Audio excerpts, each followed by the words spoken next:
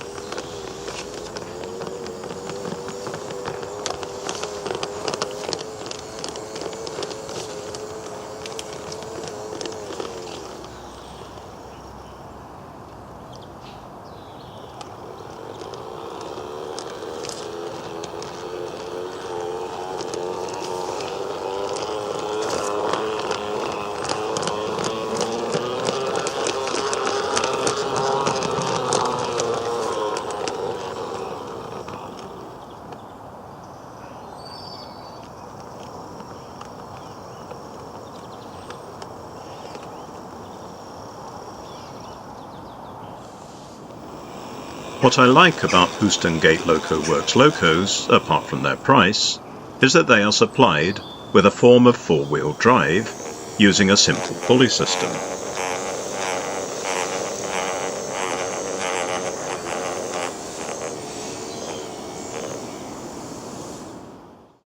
The next job will be to modify the bodywork to make it resemble a centre cab diesel loco, such as this German one.